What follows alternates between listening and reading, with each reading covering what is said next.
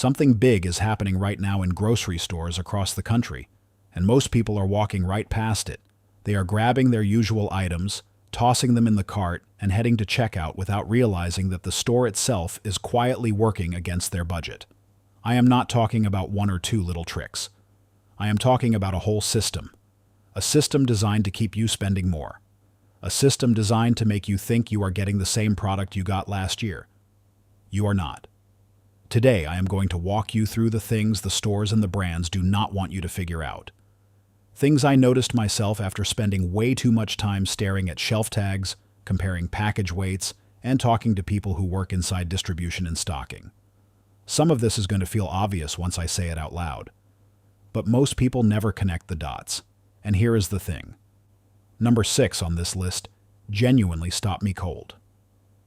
I was standing in the middle of a Costco aisle and I had to do the math twice because I could not believe what I was seeing. You will not believe number 6. But first, stay with me through the beginning because the context matters. If you are new here and you want to stay ahead of what is actually happening at the grocery store level, hit subscribe right now. I come out here with real numbers and real observations, and I am going to keep doing that all year. Now let us get into it. Let me start by setting the scene. You walk into a grocery store and it feels familiar. Same layout, more or less, same brands on the shelf. But here is what nobody tells you. That shelf is a negotiated space. The products you see at eye level did not get there by accident. Brands pay for that real estate. They pay for end caps. They pay for prominent positioning. And when their costs go up, they have two choices. Raise the sticker price and watch you notice, or quietly shrink the product and hope you do not. Guess which one they pick most of the time. A study published in January of this year out of the University of Massachusetts found that average packaged food sizes declined by nearly 15% between 2012 and 2019 alone. That is before the pandemic, before the tariff waves, before what we are dealing with right now. The USDA is projecting food at home prices up another 2.5% in 2026. Non-alcoholic beverages are projected up over 5%. Beef and veal up nearly 10%. Sugar and sweets up almost 7%. These are official government numbers, and they do not account for what the brands do quietly before those numbers even show up in an official report. Now let me walk you through specific items, the ones I have personally tracked, the ones you buy every week, and the ones you need to pay attention to right now. Product number 1, ground coffee. This one hits first because it hits everybody. I drink coffee every morning, and I have been watching this category for months.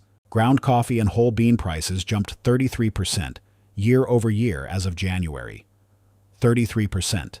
That is not a rounding error. That is your grocery budget taking a direct hit. The reason is real. Global coffee harvests have been hit hard by irregular rainfall and drought. The growing regions in South America and Central America have faced back-to-back seasons of poor yield, and tariffs have added another layer of cost on top of that. I talked to someone who works with a regional grocery distributor, and they told me that coffee is one of the items where wholesale pricing has moved faster than retail has adjusted, which means right now there is still some lag. But that lag is closing. The shelf price is catching up. I personally went to Costco in early March and picked up the Kirkland 2.5-pound bag of ground coffee. I paid just under $23. 6 months ago, that same bag was closer to $17. I bought 2 bags. Sealed whole bean or vacuum-packed ground coffee keeps well for up to 12 months in a cool, dark place. I store mine in a cabinet away from the stove, still in the sealed bag until I open it. Once opened, into an airtight container.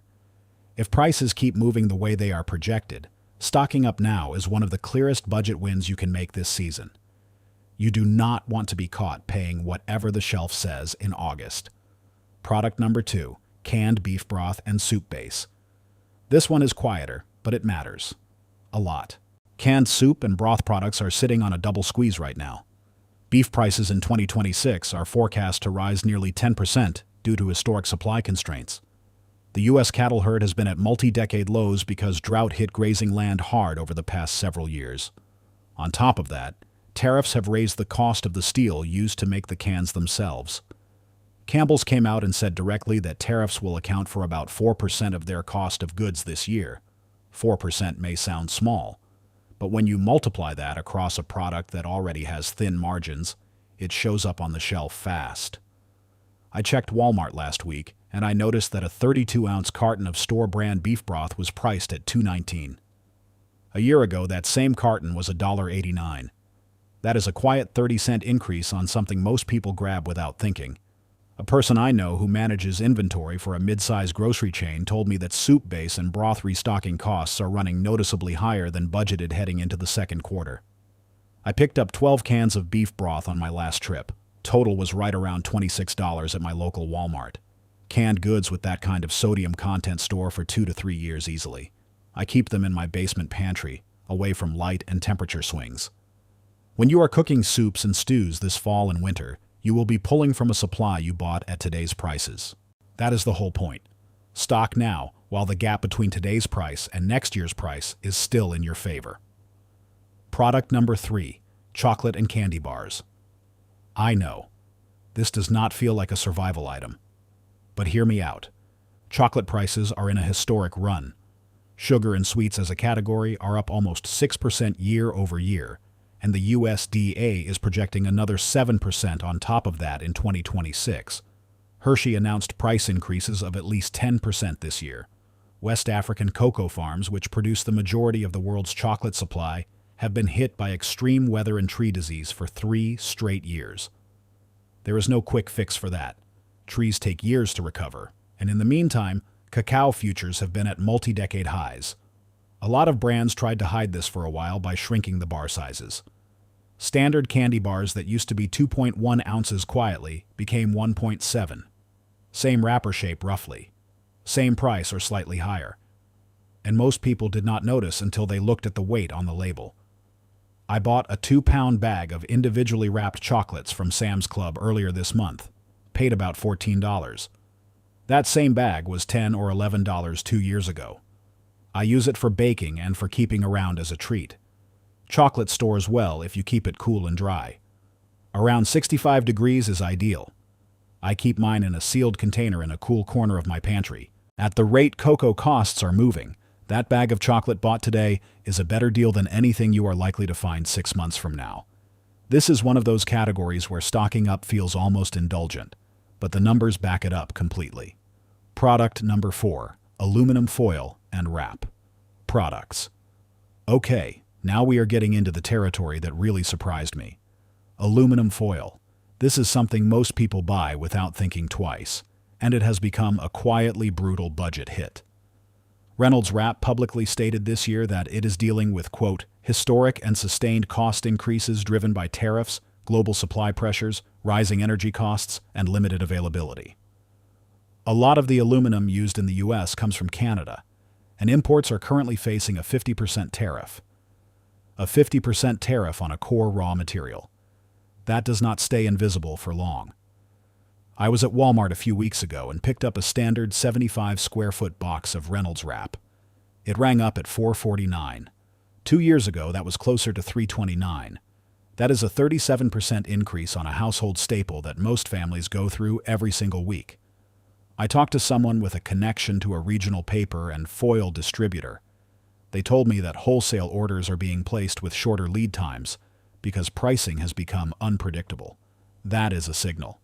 When distributors stop ordering ahead, it means they do not trust where prices are going. I bought 3 boxes. Total was right around $13.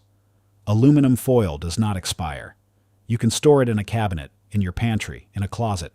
It just needs to stay dry. I have rolls in my kitchen and a few extra boxes stacked in a shelf in my garage. This is a staple that you will use no matter what. Buying it now at today's price instead of later at whatever price Reynolds ends up printing on the box is just common sense. Product number 5, toilet paper. Here we go. This is where the shelf-stocking games get really interesting, and I mean that. Because toilet paper is the product where shrinkflation is almost impossible to miss once you start looking. The trick is simple, and the brands have been running it for years. The rolls get narrower. The sheets get thinner. The core inside gets bigger. Same number on the package. Same visual on the shelf. But fewer total sheets per roll. You end up replacing the roll sooner. You buy more per year, and the annual cost creeps up without the price tag ever really jumping. Paper production costs have risen sharply due to transportation expenses, pulp supply tightening, and energy costs. A person I spoke with who has worked in warehouse distribution for paper goods told me that roll specs have changed at the production level multiple times in the past 3 years without any meaningful shelf announcement. I started tracking this last year. I pulled out a package of a major brand I had bought 2 years earlier and compared it to the current package. Fewer sheets per roll, slightly thinner, same name, same price. At Costco, a big pack of their Kirkland brand currently runs about $24 to $26 depending on when you catch it. It is still one of the better per-sheet values out there. I bought a case last month. Toilet paper stores indefinitely as long as it stays dry. I keep my extras in a plastic storage bin in a closet. It takes up space, but it is space well used. The anxiety of running low on this during any kind of disruption or price spike is something you do not want. Having 6 months to a year of supply removes that worry entirely. Product number 6, cooking oil. This is the one I mentioned at the start. Stand in the cooking oil aisle at your local grocery store and just look at the price tags. Then look at the bottles. Then look at the per ounce price in small print on the shelf tag. Because what has been happening in this category over the past 24 months is one of the most dramatic, quiet shifts in grocery pricing I have personally tracked. Olive oil specifically has seen wild global price swings tied to poor harvests in Spain and Italy, which together produce the majority of the world's olive supply. There were 2 consecutive years of drought and heat damage that cut olive yields dramatically. At one point last year, extra virgin olive oil at some retailers was double the price it had been 2 years earlier. Avocado oil, canola oil, and vegetable oil have also experienced cost pressure from multiple directions, including tariffs, transportation, and input costs. Here is what stunned me. I was in Costco, and I picked up a 2-liter bottle of their Kirkland brand pure olive oil, and then I picked up a competing brand from a regular grocery store on the same day. When I worked out the per ounce cost, the Costco bottle was nearly 40% cheaper per ounce. 40%. And both bottles were just sitting there looking roughly the same. The trick is that in a standard grocery store, the bottle sizes vary. 16 ounces, 23 ounces, 32 ounces. The per unit price printed on the shelf tag is the only honest number in the whole aisle. I spent about $38 and bought 2 large containers of olive oil and 1 of avocado oil that trip. Cooking oil stores well. Olive oil is best used within 18 months for peak quality, but it does not go rancid overnight. Keep it in a cool, dark cabinet away from heat and light. I rotate my stock. As I use one, I open the next. The money I save buying bulk at per ounce prices versus buying the convenient smaller bottle at the regular grocery store adds up to over $100 a year for my household. That is real money. And it is money the store is counting on you to leave on the table. Product number 7, beef and ground beef. I want to come back to beef specifically because the numbers here are stark. Beef and veal prices are projected to rise nearly 9.5% in 2026 according to USDA forecasts. Ground beef is already up nearly 13% year over year. Beef roasts are up over 18%. The reason is not a mystery. The U.S. cattle herd is at its smallest in decades. Years of drought hit pasture land hard. Rebuilding a cattle herd is not a short cycle. It takes years. And in the meantime, demand has not dropped. I was at my grocery store 2 weeks ago and I looked at the per pound price on 80% lean ground beef. It was $5.29 a pound. That same cut was $4.19 a pound at this time last year. I talked to someone who works in the meat department at a regional chain. They told me that their wholesale cost on beef has moved up in 4 separate adjustments in the last 10 months. Most customers do not notice because each bump is small, but the sum of 4 small bumps is not small. I bought 3 pounds and vacuum sealed them at home. Total was just under $16. I put them in my freezer the same day. Ground beef keeps beautifully in a vacuum seal for 4 months in the freezer. If you have a chest freezer, you can extend that. I buy when I see a sale and I freeze immediately. That habit has probably saved me close to $200 over the past year on beef alone. When everyone else is staring at price tags next winter, you will be pulling from a freezer you stocked smart. Product number 8. Cereal. Here is one that hits families especially hard. Cereal boxes. They are big, they look generous, and they have been quietly getting less full for years. Look at the weight on the box, not the size of the box. The weight. Cereal producers have been reducing net weights while keeping box dimensions the same. The empty space at the top of the box gets a little deeper. Nobody says a word. The price stays flat or goes up a little. But you are getting measurably less cereal per dollar. Cereal and bakery products as a category are projected to rise faster than their 20-year historical average this year. Wheat prices have been volatile. Packaging costs have gone up. Labor costs at the processing level have gone up. I checked 3 different national brand cereals at my Walmart last week. 2 of them had reduced their weight by half an ounce from their previous packaging. Half an ounce does not sound like much, but across a year of weekly cereal eating, it adds up to buying roughly 2 extra boxes just to get the same amount you used to get. A regional distributor contact of mine mentioned that cereal reformulation and resizing has been happening at the supplier level pretty continuously. The store staff does not always know. They just restock what comes on the truck. I buy the store brand whenever the taste works for my family. At Walmart, the great value version of many standard cereals is priced 30 to 40 cents less per box, and the weight is often equal to or slightly above the national brand. That is a quiet win. Store cereals in a cool, dry place. Most sealed boxes last 6 to 9 months easily. I buy a few extra boxes when they go on sale and rotate through them. Product number 9. Canned tuna and canned fish. This one does not get enough attention. Canned tuna is one of the most affordable proteins per gram in the grocery store, and it is under pressure right now from multiple directions. Fish and seafood prices were up 8% as of January, compared to pre-tariff trends according to government data. Canned goods in general face a cost squeeze from the tariffs on steel and aluminum. So you have the fish itself getting more expensive, and the can it goes in also getting more expensive. Those 2 forces are hitting at the same time. I went to my local grocery store last month and noticed that a 5-ounce can of chunk light tuna in water was up to $1.49 at full price.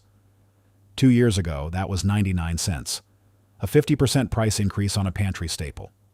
Someone I know who monitors wholesale pricing for a small food service company said that canned fish has been one of the categories with the least price stability heading into the second quarter of this year. I bought a case of 48 cans from Costco, paid about $52. That comes out to about $1.09 per can, which is already meaningfully below what you would pay per can at a standard grocery store. Canned tuna has a shelf life of 3 to 5 years easily. I store mine on a dedicated shelf in my basement pantry and rotate oldest to front. This is one of those proteins that belongs in any serious pantry stockpile. It is ready to eat. It requires no prep. And if the price per can at regular grocery stores climbs another 20 cents this year the way the trajectory suggests, buying in bulk now is one of the clearest money moves available. Product number 10. Pasta sauce in jars. Pasta sauce.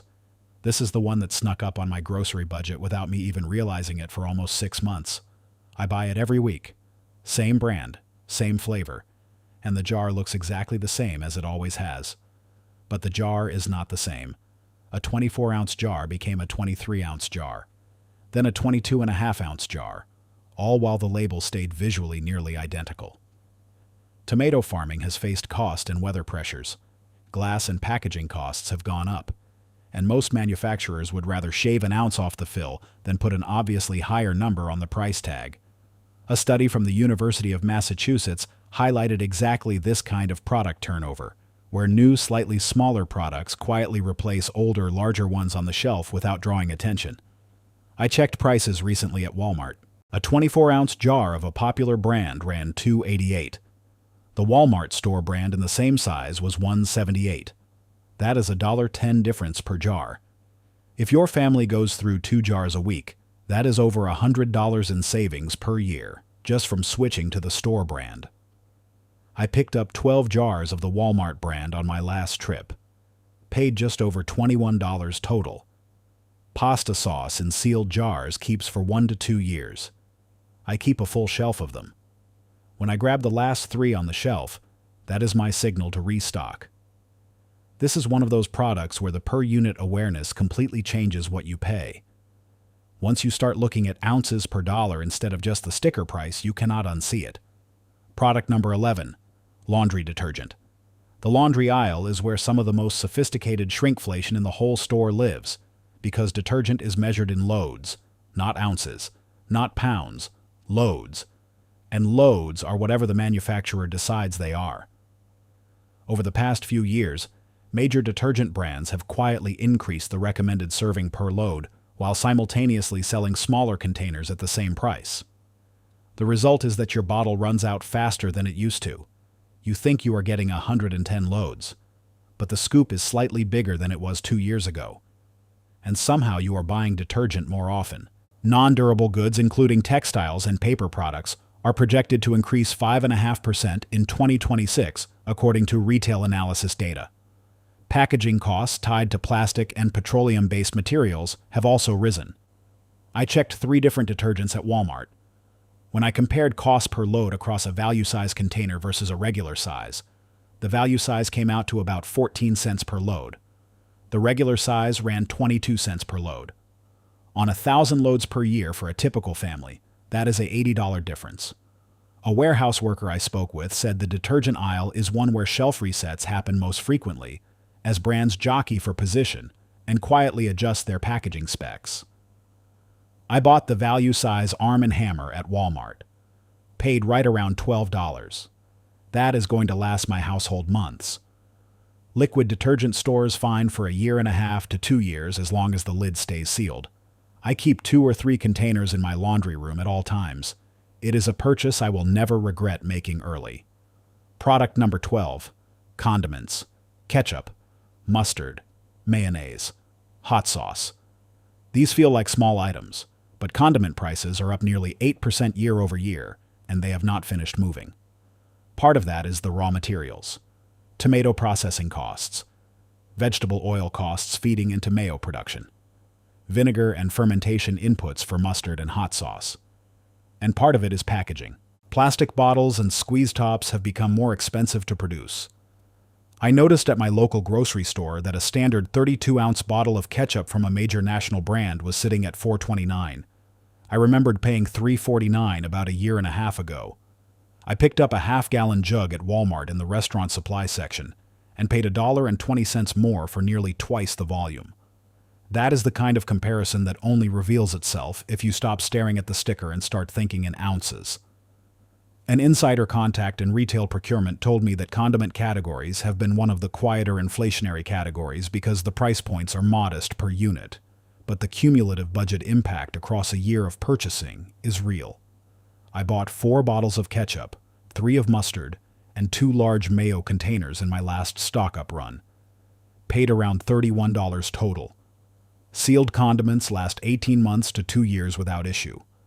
Once opened, keep them refrigerated and use within a few months. Rotating through your stock keeps everything fresh. If you have a dedicated pantry shelf or a cool closet, you have everything you need. Here is the thread that connects all 12 of these products. This is not about any single item. It is about a system. Grocery stores and manufacturers are operating in a cost environment that is genuinely under pressure. Tariffs, supply chain disruptions, labor costs, climate-related agricultural shortfalls. These are real, and they are being passed to you in ways that are designed to be hard to see. The package looks the same. The sticker price moves slowly, but the ounces drop. The loads shrink. The fill in the can gets lighter, and your budget absorbs the hit without ever seeing a single dramatic price change. The people who understand this are the people who look at per-unit pricing. They buy value size. They buy in bulk when the math works. They rotate their stock, and they never scramble. They are not caught paying premium shelf price in December for something they could have bought at a better rate in March. That is all this is. It is information. It is awareness. And it gives you control. Most people in your neighborhood will figure this out 6 months from now, when their grocery budget is noticeably higher, and they cannot explain why. You already know why, and you already have a plan. If this helped you today, hit the like button right now. It genuinely helps this channel more than you might realize. And subscribe if you have not already. I track these trends all year, and I come back here with real numbers from real stores. No fluff, no panic. Just the information you need to stay ahead. I appreciate every one of you who shows up and watches. You are the reason I keep digging. See you in the next one.